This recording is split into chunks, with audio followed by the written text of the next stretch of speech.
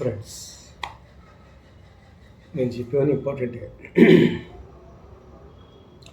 మనిషి జీవితం ఎత్తిన తర్వాత బాల్యము, యవ్వనము, వృద్ధాప్యం ఈ మూడు అనుభవించి తీరాల్సిందే కదా.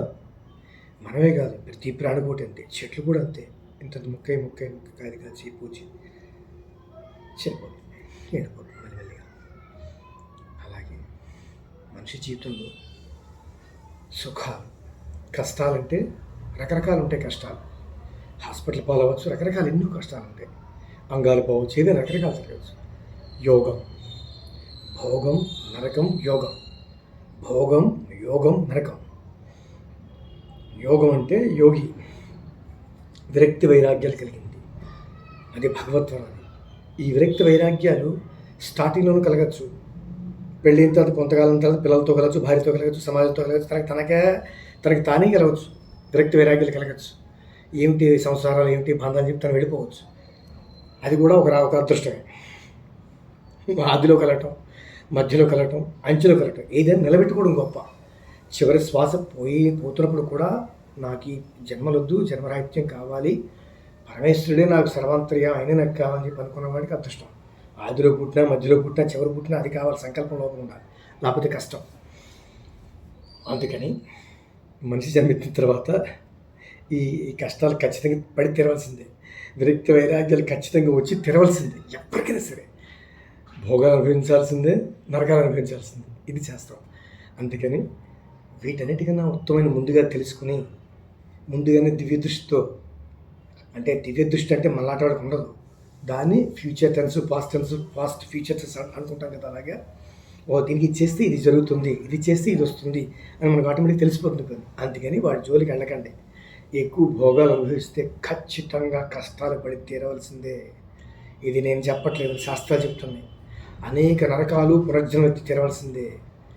ఎక్కువగా భోగాలు అనుభవించకుండా ఈ భగవంతుడు ఇచ్చిన ఈ కళ్ళు, కాళ్ళు, ముక్కు, యంగారు, ఇంతటి మహోత్కృష్ట సద్బ్రాహ్మణి, రకరకాల జన్మలు పరమేశ్వరుడు, అదేని కాదు, అందరినీ జన్మ గొప్పది. ఈ జన్మ భోగాలే కాకుండా భగవంతు సాక్షాత్కారం కోసం, ధర్మకార్యాల కోసం, పరోపకారార్థం ఈ శరీరంగా భావించి ఎవరైతే తప్పిస్తారో వారికి, స్త్రీలు కావచ్చు, పురుషులు కావచ్చు, తప్పిస్తారో వాళ్ళకి మాత్రమే మరలా జన్మ కలగచ్చు, కలగకపోవచ్చు. ఇది అది ఆయన లెక్క, అది యమధర్మరాజు వేసే లెక్క, ఆయన లెక్కలు వేరు ఉంటాయి. అందుకని ఎక్కువ భోగాలు అనుభవించకండి. భోగాలు మన భగవంతుడు ఇస్తాడు. స్త్రీ శయ్యాభోగం, ఈ రెండే ప్రమాదకరమైనవి. స్త్రీ శయ్యాభోగం, కామము, క్రోధము, ఈ రెండు పక్కపక్కనే ఉంటాయి. ఈ రెండు చాలా ప్రమాదకరమైన అనమాట. అందుకని ఈ రెండు వదులుకున్నవాడు హ్యాపీగా బ్రహ్మాండంగా లైఫ్ని గెయిన్ చేసుకోవచ్చు. మనశ్శాంతి దొరుకుతుంది, సకల ఆయురాలకు ఐశ్వర్యాలు కలిగి ఉండొచ్చు. ఇదే మరణం.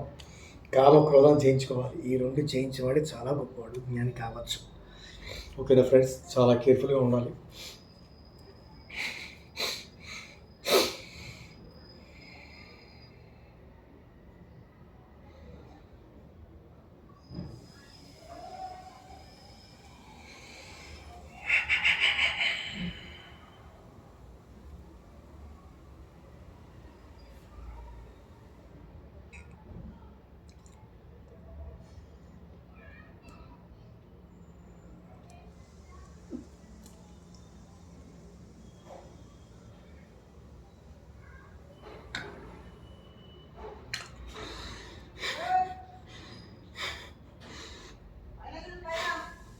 చిన్న ఉదాహరణ చెప్తాను ఫ్రెండ్స్.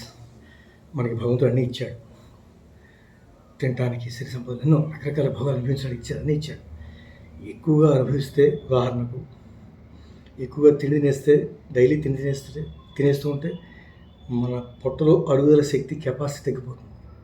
మన మిక్సర్లో, జార్లో ఎక్కువగా డైలీ వేసి ఆడుతుంటే దాంట్లో ఒక షైనింగ్ పోతుంది, పదును పోతుంది. దాంట్లో ఆడే శక్తి అన్నీ తగ్గుతాయి కదా.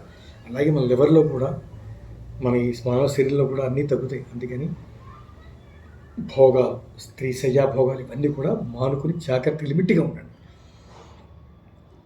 ఇచ్చాడని ఎక్కువ తినేస్తూ ఉంటే పాడైపోయి తినడానికి అవకాశం ఉండదు. ఫైనల్గా అలాగే శరీరం పాడైపోతుంది. అందుకని మానవ జన్మ సాగిపోతుంది.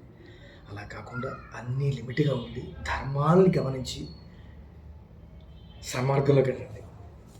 అది ఫ్రెండ్స్. ఓకే.